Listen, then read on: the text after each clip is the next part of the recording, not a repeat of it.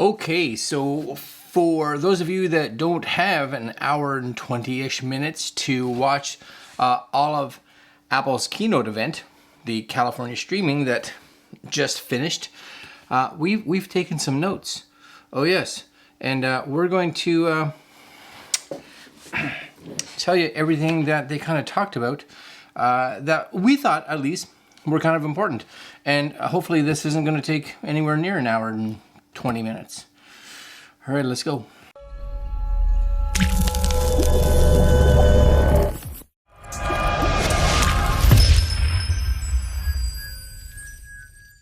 So everybody kind of thought this was an iPhone 13 event, and they did talk about iPhone 13 for sure, but they really went through kind of their whole mobile platform.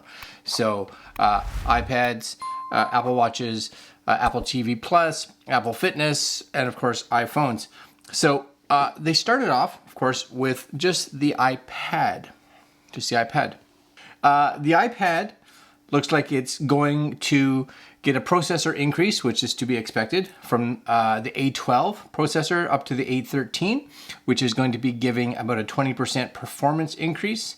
One of the big features that they talked about here was a new camera system. So especially, I believe, on the front-facing camera, so the camera that faces you for doing all your Zoom calls and FaceTime calls and all this, they are increasing that to a 12 megapixel with a 122 degree wide field of view.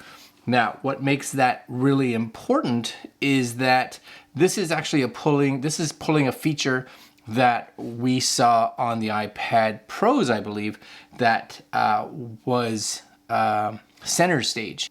Well, if you've heard of Center Stage, you kind of know what it does, but if you haven't, Center Stage, because this is a much wider field of view camera, what it allows you to do is shoot and actually have it move and kind of follow focus of the subjects in the field of view.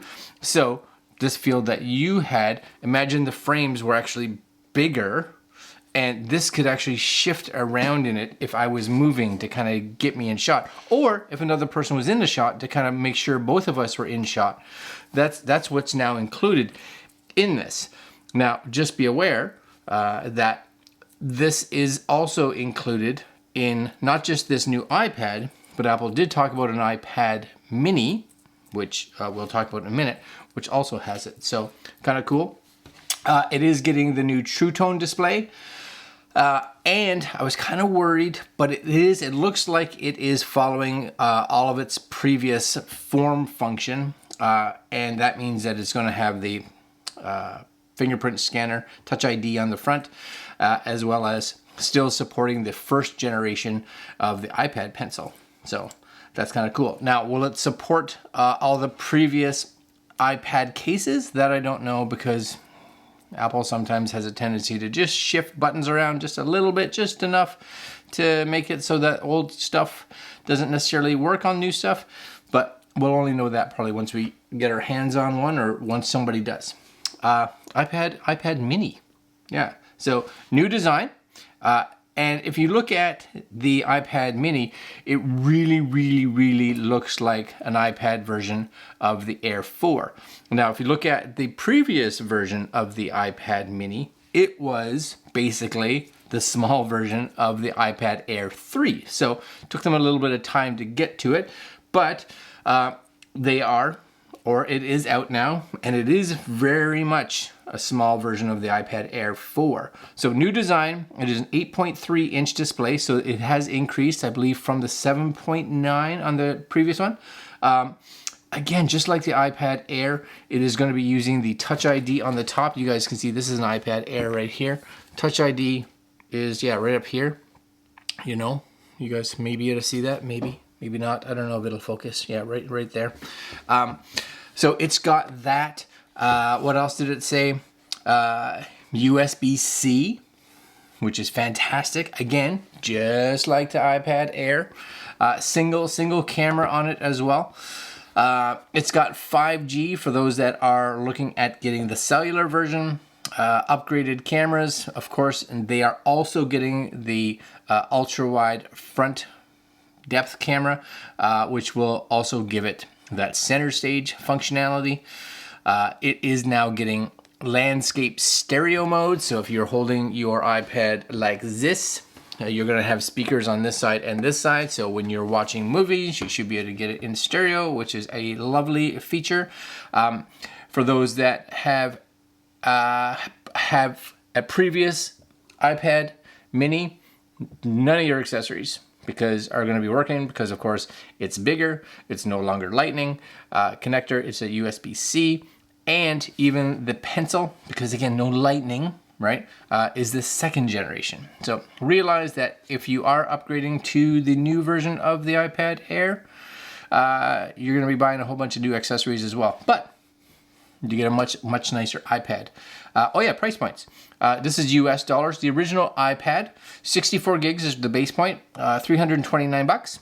So that's pretty good. Nice price for a fairly feature-full iPad. iPad mini, the new one, $499 is the starting point. So again, guys can head over to Apple's website to look at all the configurations. And these two are available for order, I believe, today. And you can, I think, pick them up next Friday, maybe this Friday, I can't remember. Apple Watch. They talked a little bit, it was funny, they talked a little bit of just this one feature, and they're like, it's OS 8, so, or Watch OS 8, and I don't know if it's Watch OS 8 feature on Apple Watch 7 or on all of them, but they talked about better bike detection, so for those of us riding bicycles, as well as the ability for it to do like training modules with e-bikes, which is really cool because I have an e-bike, and fall detection for those of us that don't bike well or are a little aggressive and we like to push our limits. Good on you. Apple Watch 7. Honestly, it didn't look as different as I was hoping. They talked about a new design, and yeah, it's rounded edges more so. It definitely looks a little different, I guess, but not over the edge. I was expecting it to kind of have a, iPhone, iPad, that squared off look a bit more, but they've gone more, just kind of rounded it even more. 20% larger display. Cool, right? Softer corners. So again, the corners just kind of, that's my soft corners. Yep. 70% brighter. I like this though. There is, because of the larger display, you do have the ability to have a keyboard for typing on it. So how useful is that? I don't know. It does have predictive typing. So again, it will try to figure out what you're typing if you need to, because I'm sure most of us will. New Apple Watch faces, more durable than the previous ones. 18-hour battery life. 33% faster charging, which is always good. And this, a lot of people didn't think this was going to be the case, but compatible with all previous and existing watch bands. Well, that's fantastic. And they did say, and it's funny, Apple, I got to give it to them. They word things really good. They're like, you know what, if you charge this for like 15 minutes, you'll get 8 hours of sleep monitoring. I'm like, but what's sleep monitoring? How much power does sleep monitoring need? So I don't know. And I don't know, they didn't say here, they may have it on their Apple website listing. They didn't say which processor is in the actual iPad mini. They never spoke of it at all. So I'm not sure. My guess, probably the A14. My guess would be it's the same as the, again, iPad Air 4th gen. Time for a beverage. They talked about Apple Fitness. Yes. Oh yes, Apple Fitness. 15 new countries. I like Apple Fitness. I use it. I actually have the full bundle from Apple. 15 new countries and a couple new types of fitness activities. So they're bringing in Pilates, for those of you that are all over the Pilates stuff. Cool. Guided meditation. So I kind of calm your mind. Very nice. I like this one actually. Very good for those of us that live in the part of the world we are. It was like a snow season workouts. So it's not as if you're going to be skiing in your house, but these are exercises and fitness sessions that are designed to help get you ready for things like skiing and that, because they use different muscle groups, etc., etc. So I thought that was kind of cool. And last but not least, the big one that was coming to Apple Fitness was group workouts. Yeah, so I like working out with other people, I think, sometimes.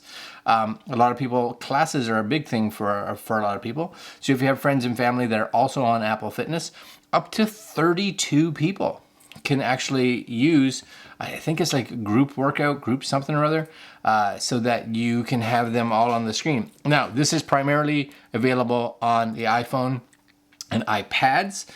It did say it's available on Apple TV via AirPlay. So I'm guessing you would AirPlay your phone to your Apple TV and kind of get through it that way. One of the things they also talked about that I kind of forgot a little bit is they talked a little bit about Apple TV Plus and some of the new shows coming out. Not that it's a big one, but I do encourage you guys, when Apple TV Plus, the service, the TV shows, movies service first came out, it was at best. It had some good shows, it just didn't have very many of them. But anybody now that's jumping on board on this, you've got some fantastic shows to watch, some really good movies, phenomenal TV series, really good, and a lot of them now are finally getting into season 2 and season 3, so you don't just have one season and have to wait. You can do some serious binge watching. Plus, you can watch Ted Lasso, and that's by far one of my favorite shows on TV. It's so good. It's so good. So good. And if you watch the show See, S-E-E, just make sure you give it a chance. Get through the first 2 or 3 episodes, because I was like, but once I got through it, I'm hooked now. So just so you know. iPhone, finally, iPhone. So the iPhone 13, here we go. Ready? iPhone 13, not the Pro. So the iPhone 13 and the iPhone 13 mini. New camera design. Smaller front camera, so the depth camera, for one, is smaller, right? It just takes up some more display, less bar at the top, right? Which I guess is good. I don't really pay attention to it, don't really care, but it's there. 800 nits brightness on the screen when you're doing just about anything outside of video. Video, 1200 nits in video, so that's pretty cool. They've switched now to the A15 Bionic Processor, which is 2 high performance cores and 4 efficiency cores, followed along with 4 GPU cores to give it this combined just power. Now, I'm a little surprised. I honestly expected them to throw like the M1 in there because the iPad Pro has it. But A15, they still are using the A15, the A series chip. So I was honestly a little surprised. But here's what I found funny. They rambled off a whole bunch of performance specs. Oh, it's 20% more than this and 80% more than that and 40% more than this. But they didn't ever say how much faster it was over the A14. They would just say over like a similar competing phone. I'm like, but what is that phone? What do you consider a competing phone? Like, that's an unfair assumption. I get it. It makes your numbers look great. And I'm sure the A15 is faster than the A14. And the A14, which is what I have in here and on my iPad, they're really fast. And I'm sure it's faster, but I would like a speed comparison to these ones is what I would like. But I didn't get it. On the iPhone 13, again, not Pro, iPhone 13 and the mini, you get new 2 cameras on the rear with optical IS, which is new because they were only on the upper Pro models on the 12. Ultra wide f2.4 lens on the ultra wide, pretty good, and a 1.6 on the standard. So probably their fastest lenses as well. They also now have this new video mode, and this is on both, again, the Pro and the just the iPhone 13, which allows you to rack focus video, so with depth. So I'm very curious about that, and that's definitely something that I'm interested in looking at and finding out more information about it. A new 5G, cool. My plan I don't even have 5G on it because I'm out in the middle of the boonies half the time, and I'm happy to get cell service. That's right. In regards to battery life, we're looking at 2.5 hours more on the iPhone 13 versus the iPhone 12, and 1.5 hours more on the iPhone 13 mini versus the 12 mini. Cool. Starts at 128 gigs. There's 128, 256, 512. Starting point is $699 for the mini. This is US dollars, of course, and $799 for the iPhone 13.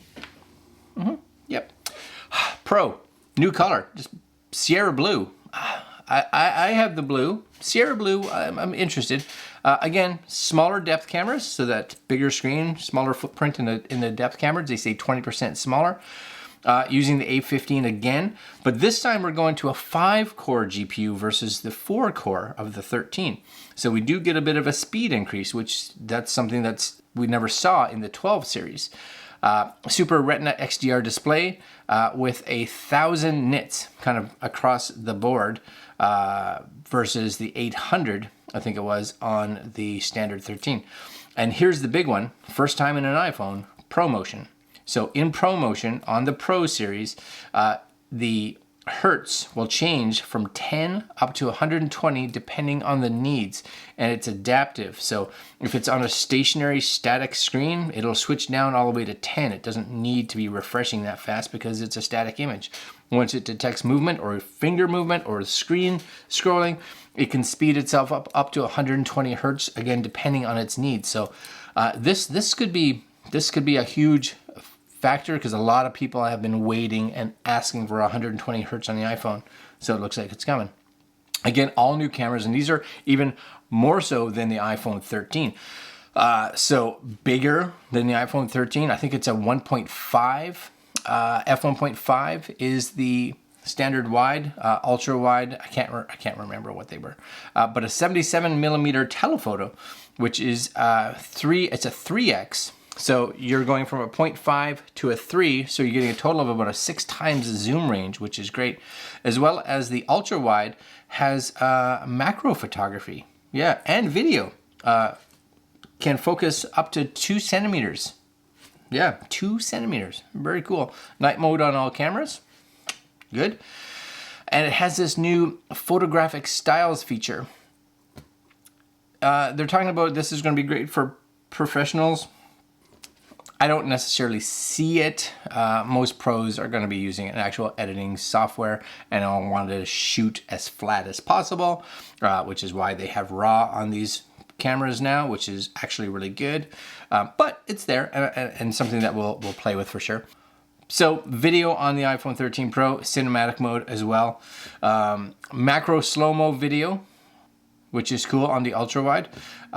And what's cool here, it talked about in the cinematic mode, and I don't know if this is available on both the Pro and the normal 13, but the ability to change focal points and how much depth, just like depth mode on photos, after the fact. So being able to be like, I want more depth of field or less after you shoot it. Yeah, awesome. And sometime later on this year, again, only on the Pro, you have to throw up Pro only, 4K ProRes video. Yeah, yes, okay, ProRes video with hardware acceleration. Yeah, that's all right. 1.5 hours more on the 13 Pro, 2.5 hours more on the Pro Max. Coming in at $999 and $1,099 for the two. And same sizes, 128, 256, 512, and they've added a 1 terabyte. 1 terabyte. There you go, guys. I think I'm just in around 20 minutes. So I saved you an hour. Saved you an hour. All right, my friends. That's it. That was kind of the whole keynote right there. Are you guys going to pick up any of these? You know, I was thinking. I'm thinking I might get a 13 Pro. I have a 12 Pro now, but some of the features I'm kind of like, yeah, that's kind of nice. What are you guys doing? Leave comments down below. All right, guys. I'm out. Like, comment, share, subscribe, hit the little notification bell, and we will be back to some normalcy tomorrow. See you then. Later.